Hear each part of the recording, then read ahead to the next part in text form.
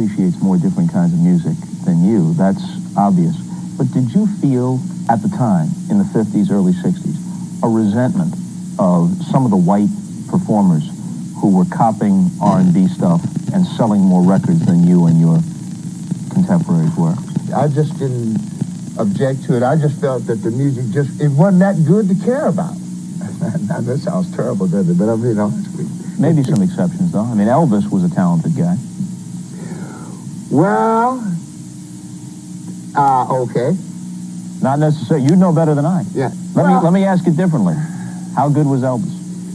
What Elvis did, he caused a lot of the populace, if you want to, and usually when people say populace, they usually mean white people, to start listening to a lot of music that normally they wouldn't have been listening to. I guess I'm going to lose at least about a third of my fans right now. But to say that Elvis was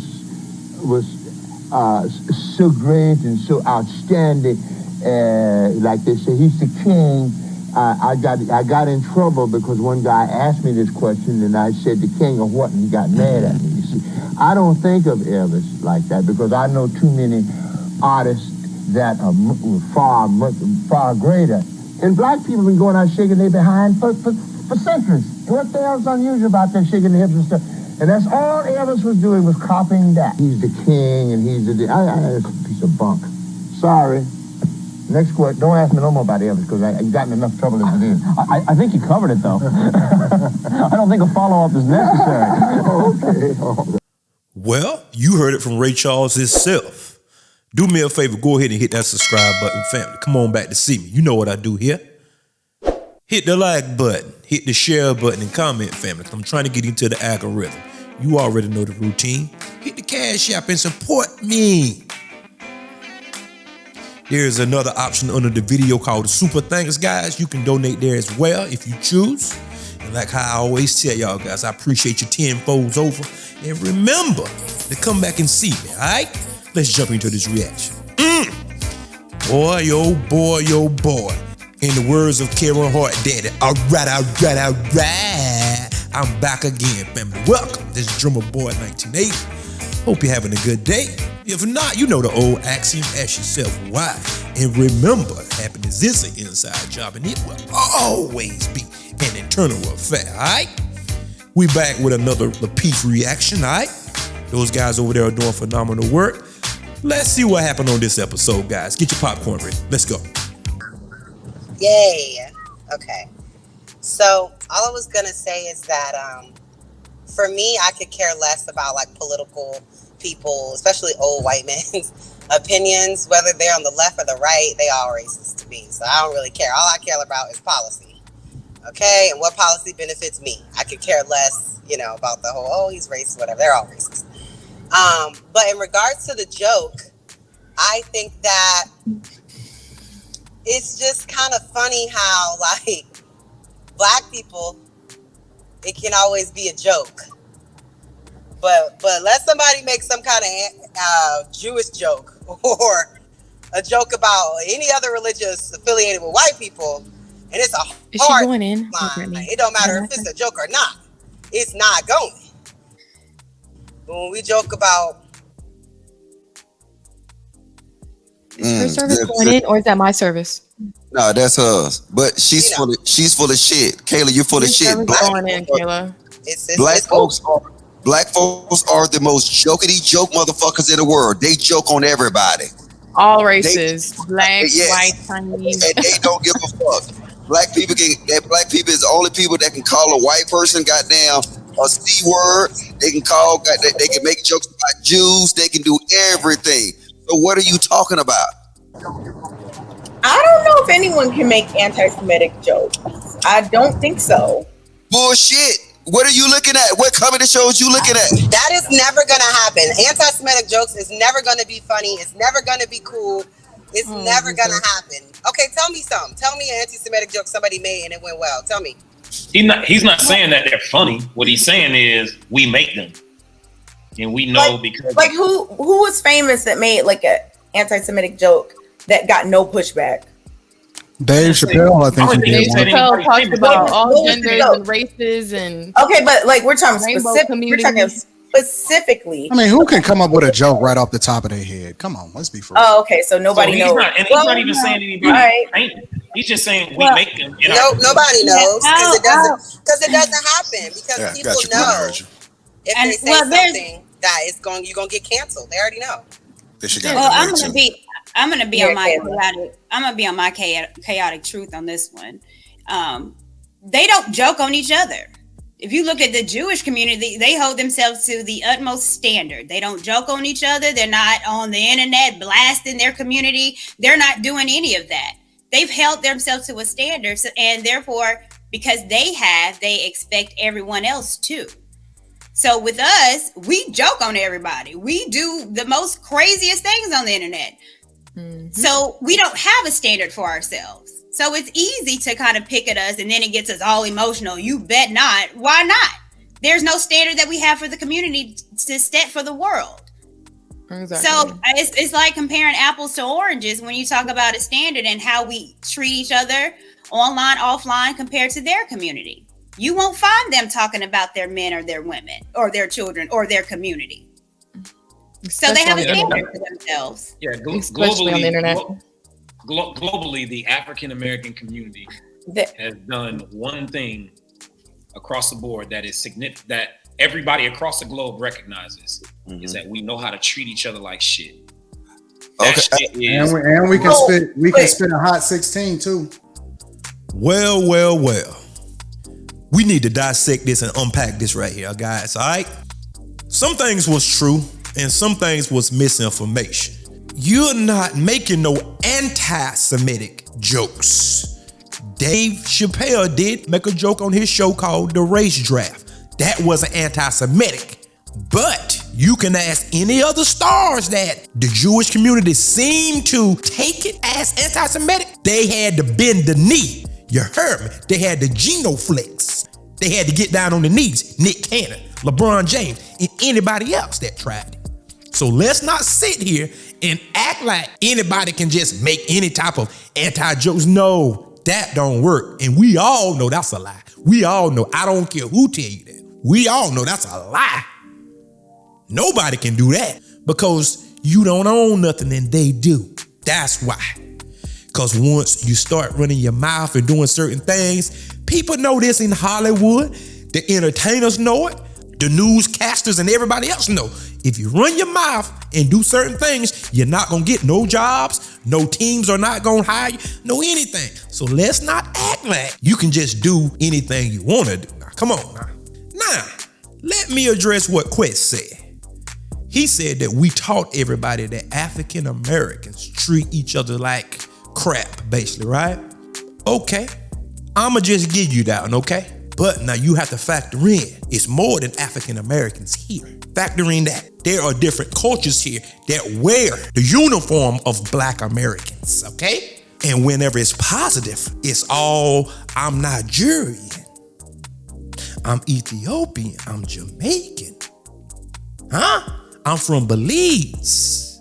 But when it's negative, I'm just Black. So just be mindful now. Be mindful. Do Black Americans have their problems here? Foundation Black Americans? Absolutely. But whenever you want to just throw your trash on us, see, we get blamed for that. Just be mindful of that. The next thing that I would like to address, in that same vein, right? Everybody else, like white people and everybody else, do just as much crime. They rob, they kill, they do all of this stuff. But for some reason, don't nobody see this. Isn't that ironic, guys? Don't nobody see the murders. Matter of fact, today, July the 4th, a white male from 18 to 20 just killed 6 people and wounded 24 at a parade. And can't nobody see this. You can go look at the crime statistics and it's out of this world. And that's just the long and the short of it. But nobody can't seem to just see that. The only thing that they see is some hood dudes shooting at one another or some hood chicks acting ghetto. That's the only thing they can see whenever it comes to Black folks. See, I see more than that. I don't do it. I know hundreds and thousands of people that don't engage in that type of activity. But for some reason, we always focus on the bottom. Why is that, guys? It reminds me of white supremacists. They always want to look at the bottom of the group. How about this, guys? What if we start looking at the trailer park and every time that they do something, we talking about it? Huh? What if we go to the Asian community and let's talk about the poor people? Huh? And if you notice, they put ghetto people and pay them. And they literally pay them to act the fool on television. They pay these people to act the fool. Who is doing this, guys? See, this is the problem you run into whenever that you poor.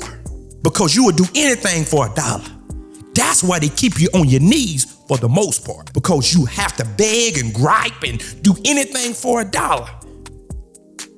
The same thing happened in Nazi Germany. See, I can tie it all together for you, but I don't have time like that. They were collaborators that helped Nazis to catch other Jews. If you don't believe me, go look it up. See, people need to study instead of talk. And a lot of times you got these military guys, they already been colonized mentally. Not all, guys, not all. And they think they going defending the country. What is there to defend? Ain't nobody coming over here and dropping no bombs. Ain't nobody coming over here and doing anything. You always going out to do what? And I'm going to say this on this microphone. This is why I need to be on Patreon, because I can't get down like how I really want to get down. But I'm going to say this. You going to help colonize other countries just like they colonize you. Oh, God! The microphone getting too hot. I better leave off that one. Let me say that again, though. You going to help colonize and do the same thing they did to you. You going to help do it to somebody else. I'ma just let that sit on you. Huh? You know, as Black people doing certain things, I get what you're saying, but like we have to also think about the fact that like what's put out in the media is not controlled by us, right? So there might be people who are willing to get paid to do certain things, fine. But the ultimate decision of what gets put on TV or out in the mainstream is not Black people's decision. So what is the media? So if we're talking about, you know, different types of things that get airplay, it might seem like, oh my goodness, Black people do this, this, and this, and that we the only ones, and these other groups don't do it. But I always like to think about like day-to-day life. Of course, if you're a Black person and you hang around with mostly Black people, you're going to see certain things. But I wouldn't go as far as to say like no one, like other people don't, you know, joke within their own group. Well, let me say that even when we have said control over production, like Tyler Perry, it's still the Medeas. It's still the stereotypical. But that's not we. That's him. That's one person. And I understand that, but people brought him in. Like somebody approved and said, "Look, Tyler Perry movies can be distributed by insert major distribution." That's not what happened with Tyler Perry. That's not what happened at all. Well, but so Tyler Perry didn't have to get played somewhere, Anton. No, he literally built it from the ground up, and he put on his own. He put on his own shows and his own productions, and then people wanted to do. No, he put on his own stuff. He went straight direct to consumer, and then people said, "Hey, I want to be in business with you." And then he set the standard by which they could do business with him, and he built his own studio, and he's doing his own thing. And he controls the narrative. So, considering that he controls what he wants to put out when he wants to do it, my question then becomes. Because it's always this mythical media. It's these, Wizard of Oz behind the scenes, and he's pulling all the strings, right? What is the media not controlled by us? Because I don't see anybody stopping me from saying anything that I want to say.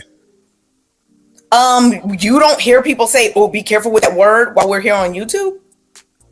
I'm asking who is specific. No. I don't want you to deflect. Who is the media specifically that you're talking about that's controlling the narrative? Anton was very slick on this one. That was a sleight of hand trick. Kay was saying Tyler Perry have to go through somebody to get on television. She did not say how it was built. Yes, Tyler Perry started out on what they call the Chitlin circuit. It was mainly with the church folks, right? But whenever did he start switching over to mainstream, you heard me, didn't you? I say mainstream, not the Chitlin circuit. You gonna have to go through somebody because you don't own anything. How hard is that, guys? Why can't people come to terms with that? Tyler Perry don't own nothing but his studio, but he have to go through somebody to get on television. Put it in the comment section. Either I'm lying or either that's the truth. Tyler Perry don't own no TV stations. That's the catch. I can go produce things too. But in order for me to get on TV, I'm gonna have to go through them folks. And that's just the end of it. And you know it's the end, and I know it's the end. July the 4th is a lie. You ain't free. You think you're free because you can buy a couple cars, have a little house or two, or some jewelry and some clothes. That's not freedom, guys. You are a consumer. So now, because you can shop with everybody else and you free all of a sudden. Yeah, you free, right? To get shot 60 times up in the back. Huh? Jalen Walker. And we still talking about the same thing that they was talking about way back then. Way back, the same old stuff. If you want to know who controls stuff, you take your money and you really start helping black folks. I'm not talking about building no community center. I'm not talking about that. Because that still fits the status quo. Like Tyler Perry. See, Tyler Perry putting on dresses doing, see, that fit the status quo. That's why they allowed it. Huh? Look at the publications that black folks do own. The Griot, Madame Noir, World Star, Bossa, Shade Room, Media Takeout. You see what they are allowed to own? Foolishness, drama. But when it comes to something that's productive and something that will uplift the community, oh no, you're not doing that. Which people don't like to get behind positive things. Everybody want drama all the time. We all like a little entertainment at times, yes, including myself. But the entertainment should be underlined or girded with the truth though. But at the end of the day, Tyler Perry have to go through somebody to be on mainstream. Yes, Kay and Kayla are exactly right. I agree with both of them sisters on this instant. I agree. I told y'all I was equal opportunity. It don't matter. Women come with truth too, and guys come with truth.